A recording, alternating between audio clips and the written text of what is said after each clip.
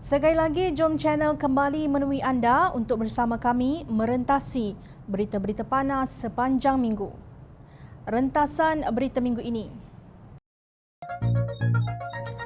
Pakatan Harapan wajar fokus kepada manifestonya.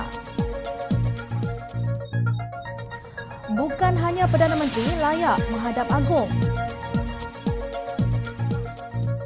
Henti nostalgia langkah Sheraton selamatkan negara, kata Tok Mat. Perikatan Nasional guna COVID-19 untuk selamatkan diri.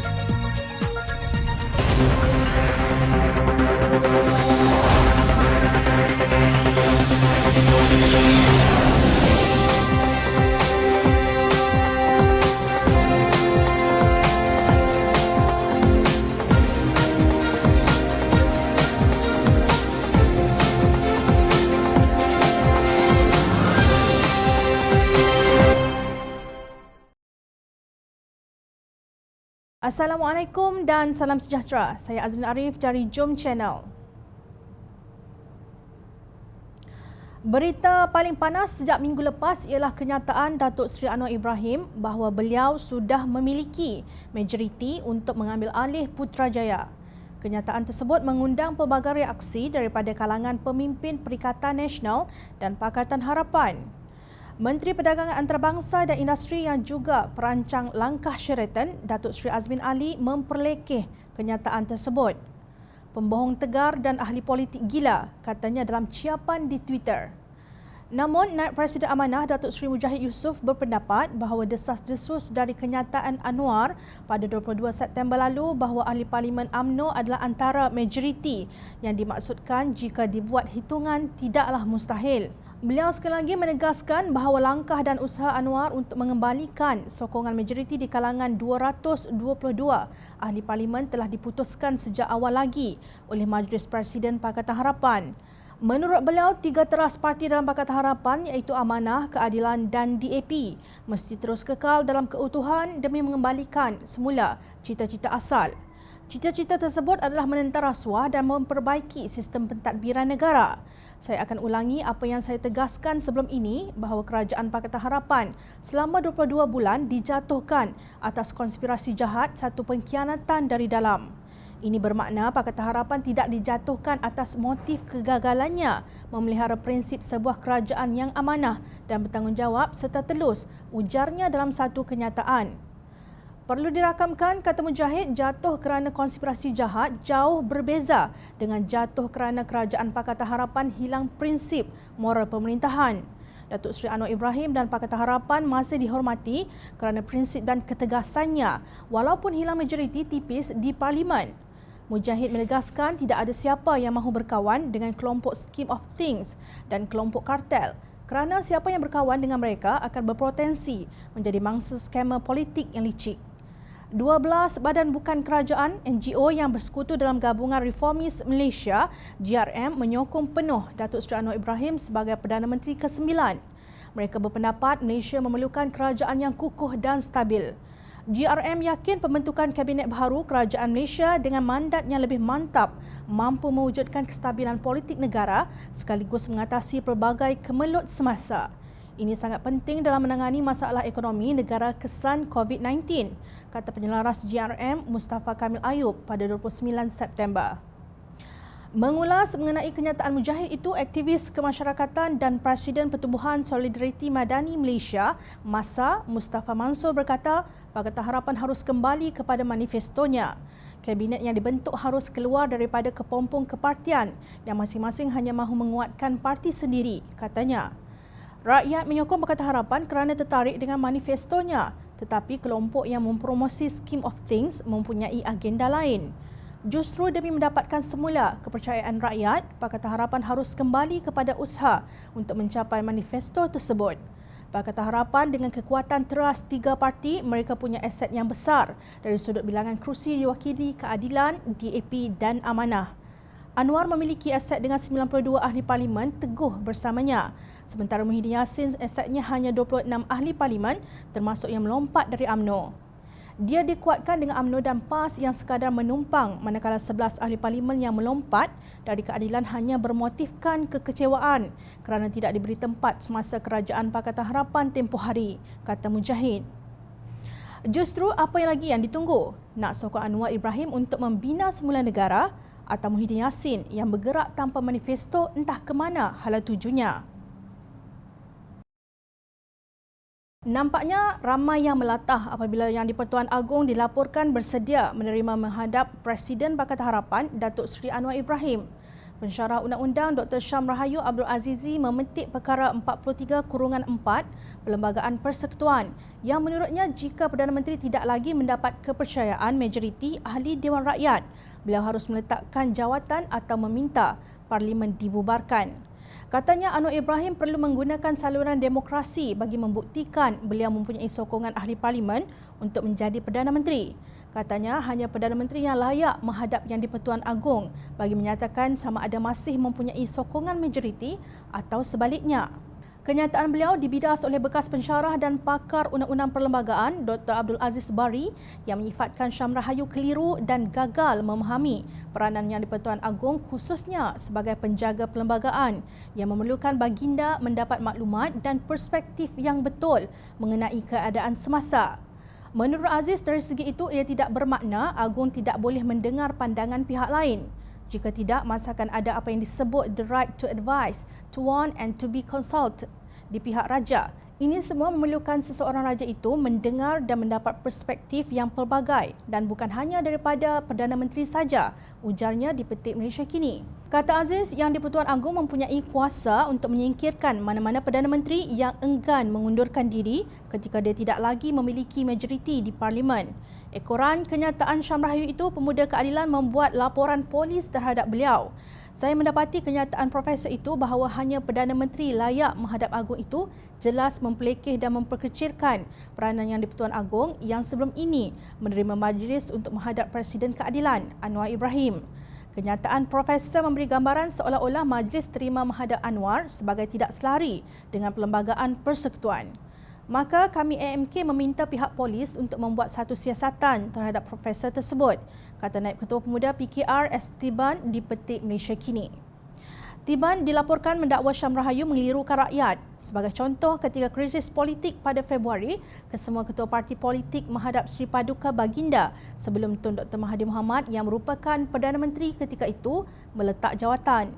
Ketika itu, profesor ini tidak pun kata ia salah, tapi bila Presiden Keadilan hendak buat perkara sama, cakap langgar perlembagaan. Kenyataan dia jelas satu tindakan politik dan sengaja mengelirukan rakyat, juga menghina sistem raja berperlembagaan serta kedaulatan negara, katanya. Perkara yang sama turut dibangkitkan oleh bekas Timbalan Menteri Undang-Undang Muhammad Hanifah Maidin. Beliau meminta Syam Rahayu membaca dan memahami penghakiman penuh Mahkamah Persekutuan dalam kes rampasan kuasa di negeri Perak, iaitu Datuk Seri Nizar Jamaluddin melawan Datuk Seri Zamri Kadir. Adakah dia menyiratkan bahawa Yang di-Pertuan Agong salah dalam menyetujui untuk menerima menghadap Datuk Seri Anwar Ibrahim? Apakah dia juga menyiratkan bahawa Yang di-Pertuan Agong tidak dinasihatkan secara sah atau benar oleh mana-mana penasihat undang-undang untuk bersetuju bertemu Datuk Seri Anwar Ibrahim? Soal Hanifah. Dalam isu Ahli Dewan Undangan Negeri melompat di Kedah pada Mei lalu, Datuk Seri Mukhriz Mahathir masih Menteri Besar Kedah tetapi Wakil PAS, UMNO dan Bersatu telah menghadap Sultan Kedah untuk menunjukkan bahawa Pakatan Harapan telah hilang majoriti dan Perikatan Nasional ada majoriti. Ketika itu Syam Rahayu membisu dan tidak mengeluarkan apa-apa pendapat mengenai hanya Menteri Besar Kedah boleh menghadap Sultan. Kenapa agaknya? Kini media sosial heboh dengan kemelut antara Perikatan Nasional dan UMNO. Ini bukan rahsia lagi atau kabar-kabar angin. Keputusan Pilihan Raya Sabah menunjukkan bahawa strategi dan kerjasama politik yang UMNO meterai tidak menguntungkan UMNO, malah semakin memencilkan peranannya di Sabah, kata Timbalan Presiden UMNO Datuk Seri Muhammad Hassan. Menurut beliau, UMNO telah berubah daripada sebuah parti yang menguasai Sabah selama 27 tahun kepada hanya pemain politik terpencil dalam gabungan rakyat Sabah. Kata Muhammad, apa yang berlaku di Sabah memerlukan UMNO memikirkan semula pendekatan politiknya. Jika Sabah dijadikan sandaran, kelangsungan pengaruh dan keterlihatan UMNO akan terus terjejas dalam jangka masa pendek dan akhirnya melemahkan UMNO dalam jangka waktu panjang. Pengorbanan UMNO memberikan kerusi terkuatnya kepada parti tertentu telah menjejaskan kekuatan UMNO secara signifikan, ujarnya dalam satu kenyataan. Beliau mendakwa UMNO terpaksa berhadapan dengan calon bebas yang ditaja oleh pihak berkepentingan untuk melemahkan UMNO. Janji yang dimeterai berkaitan portfolio kabinet pun hampir dimungkiri. Muhammad berkata, UMNO tidak boleh membiarkan episod pilihan raya Sabah menjadikan kedudukannya seperti kata pepatah, biar Allah sabung asal menang sorak. Telah tiba masanya Presiden UMNO memberikan pedoman dan hala tuju jelas kepada parti dan semua ahlinya tentang bagaimana kita harus meneruskan kerjasama kita dengan saingan politik kita. Beliau berpendapat satu konsensus politik yang tegas harus dihasilkan untuk meredakan kerasahan, ketidakpuasan hati dan rasa marah ahli terhadap cara UMNO diperlakukan dalam pilihan raya umum Sabah. Menuju masa depan, UMNO mesti berhenti bernostalgia bahawa kerjasama politik melalui langkah Sheraton adalah demi menyelamatkan negara. Episod itu telah berakhir. Episod seterusnya ialah bagaimana UMNO akan mengemudi negara ini, memberikan kepimpinan kepadanya dan mencipta masa depan Malaysia yang lebih baik melalui Barisan Nasional dan bukannya platform politik lain, tegas Muhammad yang dikenali dengan panggilan Tok Mat. Walaupun tidak menyatakan nama parti tertentu itu, dipercayai beliau merujuk kepada Bersatu yang bertanding bagi kerusi Dewan Undangan Negeri yang dahulu dipegang oleh UMNO. Ini jelas dalam kenyataan beliau seterusnya.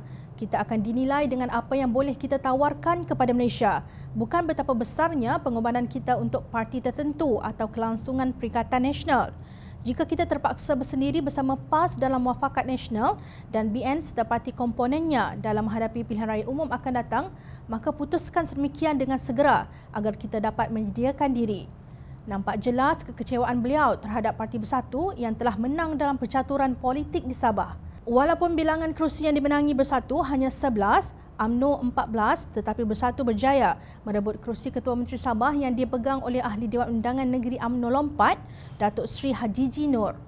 Terdahulu Presiden UMNO Datuk Seri Dr. Ahmad Zahid Hamidi mengeluh tentang keikhlasan dan kejujuran dalam perkongsian kuasa. Katanya, untuk berkongsi hidup apatah lagi berkongsi kuasa, keikhlasan dan kejujuran merupakan prinsip utama perkongsian. Apabila keikhlasan dan kejujuran diketepikan, sebarang perkongsian harus dinilai semula. Mengeluh sahaja tak guna. Daripada Parti Keramat, kini UMNO tersungkur dipermainkan oleh Bersatu. Nampaknya UMNO masih mengugut untuk membubarkan Parlimen dan mengadakan pilihan raya umum ke-15. Ini secara tidak langsung disebut oleh Datuk Dr. Ashraf Wajdi Dusuki dalam hantaran di Facebooknya.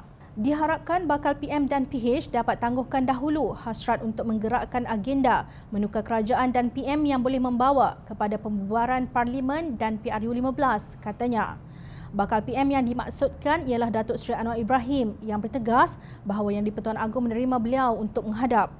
Utamakan dahulu keselamatan rakyat yang sedang berhadapan risiko gelombang ketiga pandemik COVID-19, ujarnya. Beliau merujuk kepada pilihan raya negeri yang berlaku di Sabah yang kini menjadi penyebab wabak COVID-19 kembali meningkat. Ambil iktibar daripada apa yang berlaku di Sabah akibat perebutan jawatan KM akhirnya membawa kepada pembubaran DUN dan PRN Sabah. Untuk makluman Ashraf, ia bukan perebutan jawatan Ketua Menteri Sabah tetapi percubaan kera yang mengambang mencari buah tanpa berusaha menanam pokoknya. Ketika itu Ketua Menteri Sabah sudah ada iaitu Datuk Seri Syafiee Apdal. Tetapi demi melampiaskan keinginan untuk menjadi Ketua Menteri Sabah, Tan Sri Musa Aman melancarkan percubaan merampas kuasa. Agaknya Ashraf lupa bahawa apa yang berlaku di Sabah adalah rentetan peristiwa tebuk atap di Sheraton pada Februari lalu. Ketika itu, bekas Menteri Kesihatan Datuk Seri Dr. Zulkifli Ahmad sedang bertarung dengan COVID-19 yang menyerang negara. Namun, Tan Sri Muhyiddin Yassin dan Datuk Seri Azmin Ali memilih untuk merampas kuasa di saat itu. Tidak pula difikirkan risiko pandemik COVID-19 ketika itu, kecuali nafsu untuk berkuasa sahaja. Kini, setelah 7 bulan berlalu dan COVID-19 tidak juga berjaya dihapuskan, kerajaan tebuk atap menggunakannya untuk mempertahankan pengkhianatan mereka terhadap rakyat. Kalau pilihan raya umum diadakan, mungkin kesan wabak COVID-19 menjadi amat dahsyat, kata pemimpin beramai-ramai dari kedua belah pihak. Lalu, dengan alasan ini UMNO mahu meneruskan kerajaan yang dibentuk oleh pengkhianat ini sehingga menggunakan alasan COVID-19 dan istana. Namun, siapakah yang tidak berhenti-henti mengugut untuk membubarkan parlimen kalau bukan kalian? Sedangkan kalian juga yang bersedia membantu bersatu menebuk atap ketika rakyat berhadapan dengan COVID-19. Bukan sekali tetapi banyak kali di Putrajaya, Johor, Melaka, Perak, Kedah dan kini Sabah. Pemimpin UMNO baru sedarkah bahaya COVID-19 kepada umat manusia? Janganlah gunakan pandemik COVID-19 untuk melegitimasi sebuah kerajaan yang merampas kuasa dan keabsahannya meragukan. Rakyat hanya menuntut semula mandat yang diberi kepada Pakatan Harapan dahulu yang kalian telah rampas. Rakyat sedar apa ghanimah yang sedang dipertahankan oleh kerajaan tebuk atap ini kerana rakyat memerhati. Sekian rentasan berita minggu ini. Teruskan bersama kami di Jom Channel dan layari portal jomchannel.net untuk mendapatkan berita politik tanah air. Saya Azrin Arif, terima kasih. Assalamualaikum dan salam sejahtera.